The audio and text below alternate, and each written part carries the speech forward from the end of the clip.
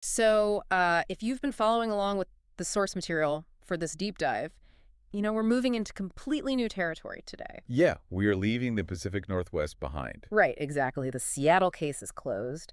And we are jumping straight into the NYPD Transit Authority logs. which is quite the shift. It really is. I mean, we're looking at the What Are the Odds saga, and specifically Season 1, Episode 7, which is called Schrodinger's Subway. A very fitting title, as we'll Yeah. see. But right off the bat, looking at these transit logs, there is a timestamp that just broke my brain a little bit. The 11:42 p.m. entry. Yes. So this is the Lexington Avenue line, right? Trans 6. It enters the tunnel at 11:42 p.m. And then by 11:44 p.m., the sensors just, They completely flatline. yeah, they go dead. And we aren't talking about like a signal error or a Wi-Fi blackout here. No, this is the physical displacement of mass. Right, because a train isn't a set of keys. You don't just drop it down a storm drain. I certainly don't. We're talking about 400 tons of steel and 42 passengers. Just gone. Gone in 2 minutes. It's a phenomenal, inciting incident. Mm. And frankly, it's a massive pivot for the whole series. It really feels different. Because think about it. We just spent weeks breaking down the Seattle anomaly, which was all about subtle pattern recognition. It was very cerebral. Exactly. Very I bet. digital. Very neat. This is a brute force impossible crime Mhm. locked inside a Manhattan tunnel. It smells like ozone and stagnant water. Yes. And speaking of gritty, we really have to talk about the team dynamics here, because the updated series Bible introduces a new variable that just completely wrecks the behavioral probability unit's flow. You are referring to the temporary guest star. I am absolutely referring to Detective Chief Inspector Ewan Kendrick. Why, yes. DCI Kendrick from Police Scotland. He is a total shock to the system. I mean, we've spent 6 episodes watching Elias and Hatch and Eris and Jax operate like this well-oiled machine. The BPU. Right, the core behavioral probability unit. They use algorithms, predictive modeling, behavioral math. It's a very clean way of looking at crime. It is. And then you drop DCI Kendrick right into the middle of that. The contrast is totally intentional. If you look at the character notes for Kendrick, he is explicitly described as old world. Yeah, he is not interested in the math at all. He is interested in the dirt. There's that specific note in his character portrait. It says he wears a trench coat and smokes cigarettes inside the subway tunnels. Which is wild. I mean, I've been to New York. You light a cigarette in a subway station now, and you are asking for a lot of trouble. But Kendrick doesn't seem to care about local ordinances.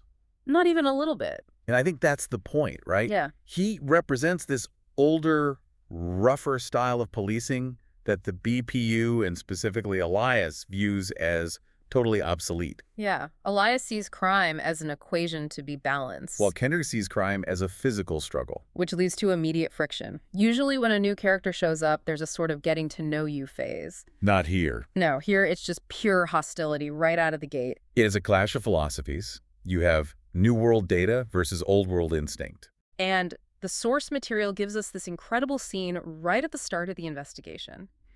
Agent Hatch arrives at the tunnel breach, The train is missing. Panic is setting in everywhere. and he finds Kendrick already down there. Walking on the tracks. Yeah, not looking at a screen, not checking the digital sensors, just walking in the muck. And when Elias tries to intervene, when he tries to show Kendrick the probability spread on his tablet, Kendrick just shuts him down entirely. He literally tells Elias to put the toy away and look at the mud. Look at the mud. So dismissive. But is it, though? Think about what he's actually saying in that moment. Well, he's saying the tech is useless. Sort of. Elias is looking for a digital footprint of a ghost train. Kendrick is reminding him that physics still applies to the real world. Right. Kendrick says you can't make 400 tons of steel disappear with math, And Elias fires right back. You can't find a ghost with a magnifying glass. which is such a great line. And there is the central tension of the entire deep dive today. Is this a crime of logic and code, or is it a crime of leverage and grease? And what's fascinating is that the answer isn't one or the other. No, I've not. The investigation actually reveals that they are both missing half the picture. So let's break that down. Yeah, because the investigation basically splits into 2 lanes here.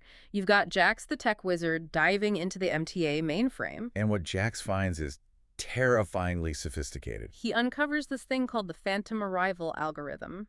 Now, to understand why this matters, you have to understand how subway sensors actually work in the real world. They aren't cameras. Exactly. They aren't cameras. They are very simple electrical circuits. Okay.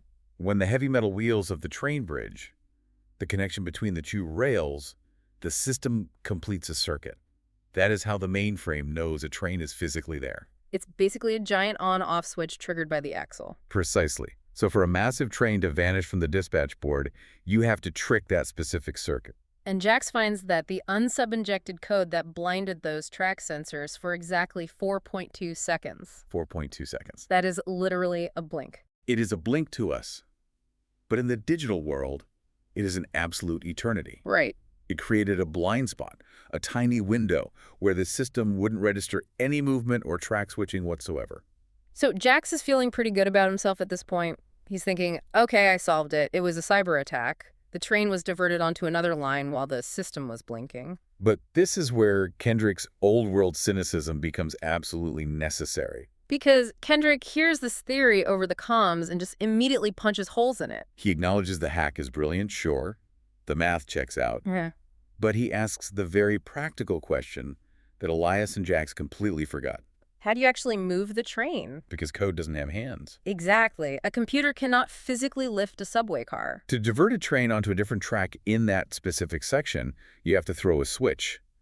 And on these old underground lines, those aren't digital switches. No, they are heavy, rusted mechanical levers. Kendrick points out that to throw a rusted track switch in a 4-second window, you need grease leverage and muscle. He basically builds a physical profile that the math completely missed. He tells them to stop looking for a hacker in a hoodie and start looking for someone with shoulders like a dock worker. Someone with grease under their fingernails. It's a brilliant moment of synthesis. It really is. Elias realizes that the math provided the window, the 4.2 seconds, but Kendrick provided the physical method. It forces the BPU to acknowledge that neither New World data nor Old World instinct could solve this alone. If you rely only on the algorithm, you're just chasing a ghost. And if you rely only on the mud, you never see the invisible window of opportunity. They are two halves of the very same puzzle. But even with that realization, they're still just chasing the mechanics. The how. Right, the how it happened. The story takes a really dark turn when they find the first piece of solid evidence that explains the why. And solid evidence is a very polite way of putting it. Yeah, because they find a body. The conductor, Michael Davis. But he's not on the train, he's just lying on the tracks in the tunnel. And the autopsy report from Dr. Eris Thorne is deeply disturbing. Because Davis didn't die from trauma. No, he wasn't hit by a train. He was killed by a highly concentrated dose of sevoflurane gas. A medical anesthetic. A really potent one. And Dr. Thorne's report suggests it was pumped directly through the train's AC vents. Which implies that everyone on that train was gassed. yes.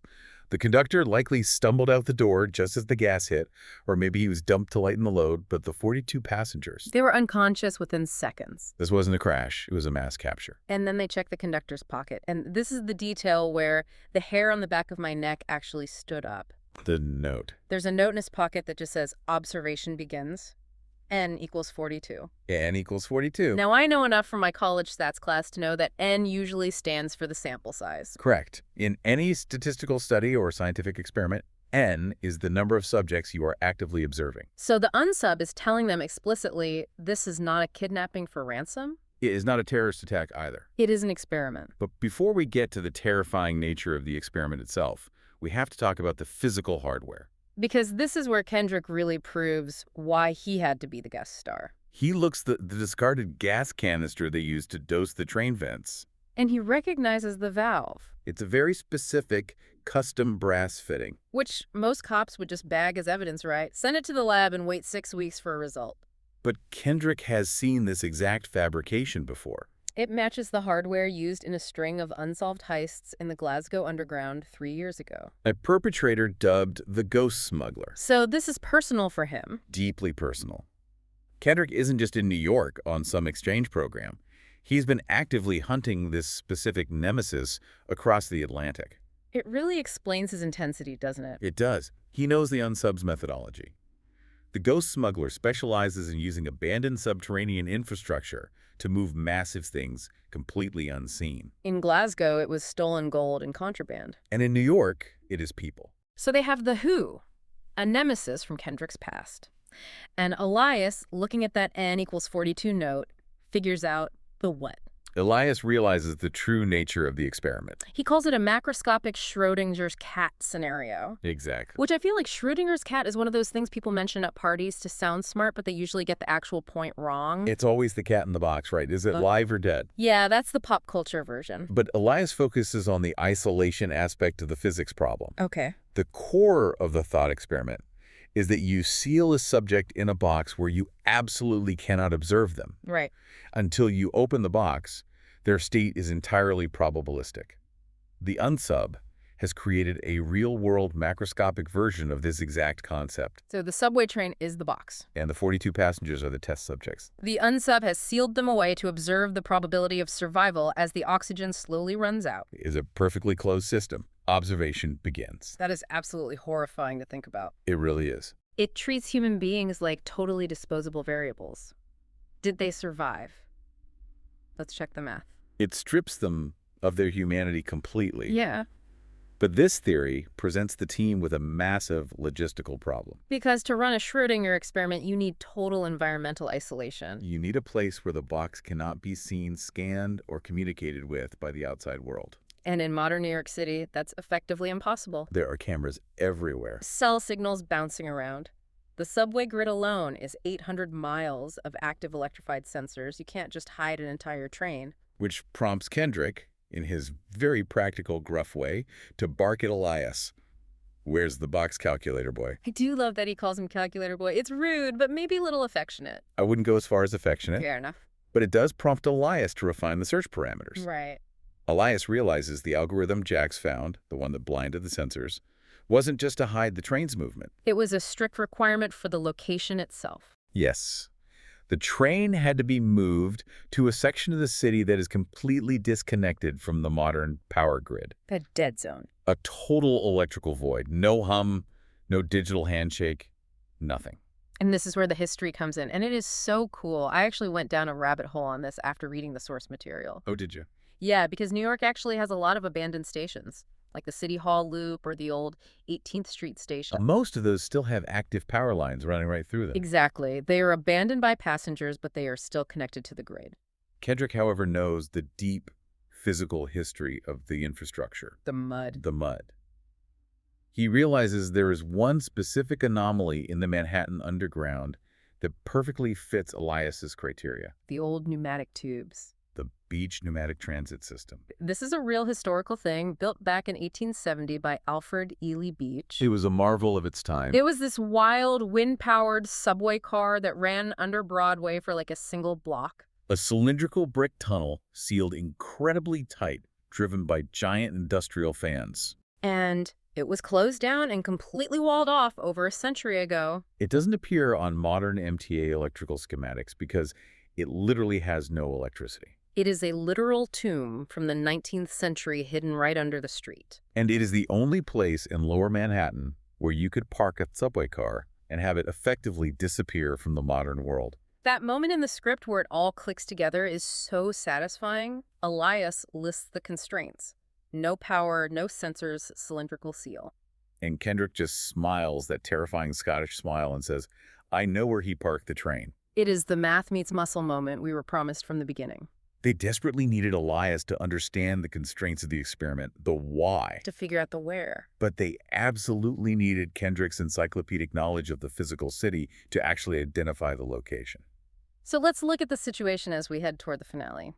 They finally know where the train is. It's walled up inside the old pneumatic tunnel under City Hall. But consider the state of those passengers right now. N equals 42. They were gassed. They are waking up in pitch blackness inside a sealed steel tube that hasn't seen the light of day since 1873. And the air is strictly limited. That is the ticking clock of the episode. The pneumatic system was designed to be perfectly airtight. That is literally how the air pressure moves the cars back in the 1870s. But now that engineering marvel has become a mass suffocation hazard. You know, we talk about these deep dives as a way to get smarter about the lore, but this one leaves you with a really heavy feeling. It really does. Because of the dehumanization of it all. Yes. The note N equals 42. To the unsubnet, those people aren't mother or fathers or tourists or New Yorkers. They are just data points. It leaves you with this provocative thought, right? It mirrors a fear I think we all have in this modern algorithmic That age. we are constantly being reduced to statistics. Yeah, that our lives, our choices are just inputs in someone else's predictive model. In this case, it happens to be a literal murderer doing it. Right. But the horror resonates so deeply because it feels vaguely familiar to all of us, Mm. being processed, Mm. being sorted. And ultimately being expendable if the equation demands it. Precisely. The unsub doesn't care if the cat lives or dies. He just wants to observe the outcome. Well, fortunately for the cat, the behavioral probability unit is on the way. And they've brought a Scotsman with a crowbar? Let us hope they're fast enough. Because the box is sealed. The observation has begun, and the air is running out. It is going to be a very tight finish. So I have to leave you with this question. What are the odds an American math genius and a gritty Scottish detective can crack open a 150-year-old tomb before 42 people suffocate? The clock is ticking. Join us for part 2.